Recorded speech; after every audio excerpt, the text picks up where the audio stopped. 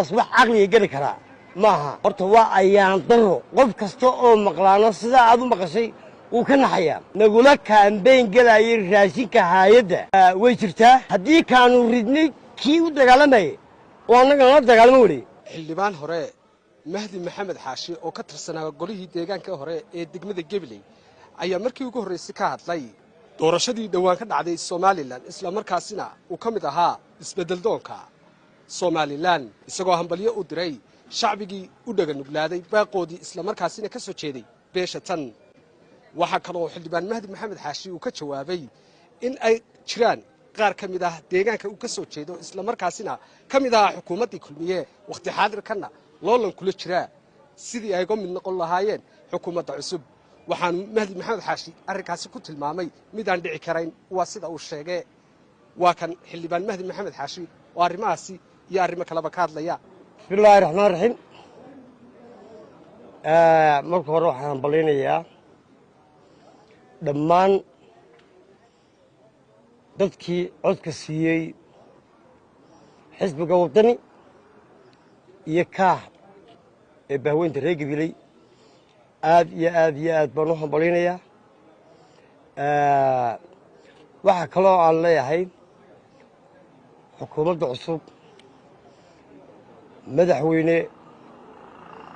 wasiirada aad magacaabayso ha ahaadaan wasiiro tayo leh oo gobol kasta qiimo iyo qaayo badan ku leh intaas waa talo halgankii aanu soo gallayna ilaaha casaawo jalihii wuu nagu guuleeyey annagu waxaanu codeynaynay amaamiirtii beeshayada sidii aanu ku heshiinay xisbiga wadani iyo ururka kaah in aanu u codayno ururka kaah iyo xisbiga wadani qof kasta oo beesha aan ka soo jeeday aan ka shaweynayay wuxuu codaynayay ururka kaah iyo xisbiga wadani in yaroo fara ku tirsaa oo tayo badan aan lahayn oo bulshadu ka awood badatay mooyaane intii kale halkaasay wada mareen awood aanu isticmaalno dhaqdhaqaaq aanu isticmaalno dhexda aanu u xiranno ilaamaa iyo waxaan aad u hambalaynayaa kuwii xadka nooga soo tallaabay ee wakhtigooduna siiyey 384 allay baday ka soo galay oo halkaa ka codeeyey aad baan u hambalaynayaa ee taraaka dheer soo galay aad baan u hambalaynayaa way ka mudan yihiin cid kastaba kuwaas horta hambalaynayaa waxaan hambalaynayaa kuwii xad ka soo tallaabay ee wajaale ka codeeyey iyagana aad iyo aad baan u hambalaynayaa aniga oo dhammaan gobolka oo dhan iyo Soomaaliland oo guusheeda hambalaynayaa haddana waxaan si gaar ah u hambalaynayaa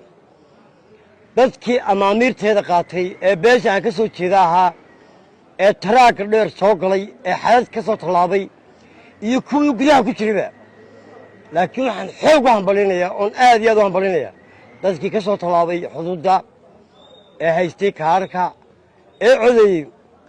384kii allay badi ka codeeyey iyo dadkii ka codeeyey Gabiley wajaale ee iyaguna xuduudda ka soo tallaabay ee ilaa xitaa jigjiga qaarkood ka yimaadeen jaamacada ka soo baxay intii jaamacadiisa ka yimaadeen iyo shaqaale ay ahaayeen ay bartaan nooga codeynayeen aad iyo aad waqtigiina aadna siiseen eed baaqayagii nala garab istaagteen waan idinku hambaleynaynaa kuwii lookalka ahaa ee gudaha ku jiray ee aan meel kala marina waan u hambaleynaynaa medhihii fara kutirsiga ahaa ee meelaha kale naga marina waxaan leenahay dhibaato male way dhacdaa cid yar oo wax kala egta annagaa idin joognaa annagaan idin matelaynaa xildhibaan mahdi maxamed xaashi xildhibaan hore waxaad sheegtay in aad midhar yarar fara ku tirsi ay meelo kale idiga mareen waxaa jiray dad badan oo beeshiina ka mid ah isbahaysiga badankoogu ay ku midoobeen haddaan idhaahdo kaah iyo wadani waxaad tiri madaxweynaha waxaan baaq ugu dirayaa inuu dad tayo la soo magacaabo maalmaha lagu dambeeyey waxaa guclo orod loogu jiraa in loo kala dheereeyo sidii layskaga dhex arki lahaa amaba masabka ama kuraasta ka mid noqoshada xukuumadda cusub dadka qaarkii waxaa la leeyahay kuwii idiga soo horjeeday midharkaa farakutriskeed ku tilmaamay soo kale yaaba odayaasha beeshiina qaar ka mid a dabada ka riixaya arrimahaasi seed u aragtaa maadaama adigu aad ka mid ahayd dee kuwii shalay toole halgan kan ku jiray adigii qaar kale oo badaniba maadaama haddaba kuwii kale idiga dheeraynayaan xilalkii oy doonayaan inay ka mid noqdaan arrinkaas seed u aragtaa adu mahdi maxamed xaasho way jirtaa laakiin waxaan u sheegayaa cid kasta oo aan ahayn halgamaa oo maanta cararaysa horta madaxweyne waa diblomaasigu wuu ka khabiirsan yahay wax kastaba wuu og yahay cid kasta oo wax qabanaysay iyo ciddaan waxba qabanayn anigu ilaa 17kii baa waad ogeyd gabilayey keligeeba waxaan ku beesheeda ka socday markaa wax yaroo fara ku tirsa ila socday oo codkaa ka soo saarina waad ogeydeen gabiley imikana waa la arkayaa halka sida aan u halgamaynay way jirtaa taasu waa hal shaksi yar hay-addan sisa fudhays joogay oo nagula kaambeyn gelayay raashinka hay-adda oo odayaashii ugu dambeeya hadlay kii ka hadashiiyey shirkii casood lagu qabtay kii qarashka bixinayay horta waa ayaan daro qof kasta oo maqlaano sidaa aad u maqashay wuu ka naxayaa waxa weeyaan haddii aan qiimayn aan la kala yeelan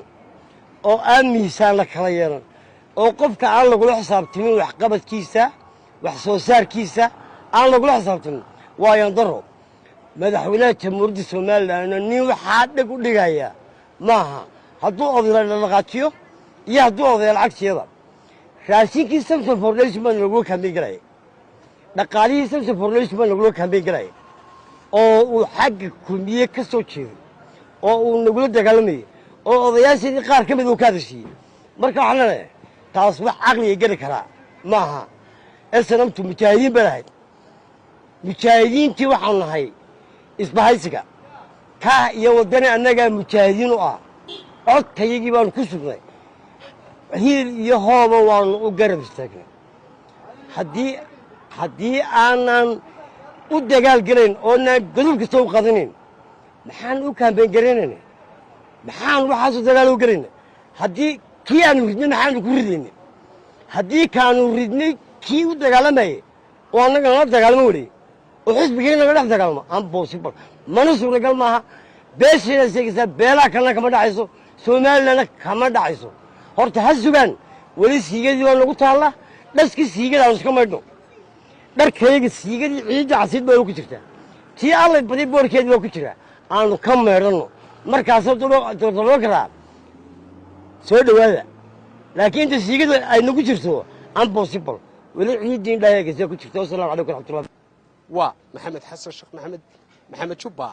muuqaal maqalka caalamiga kelsan t v gobolka cagaaran ee gabiley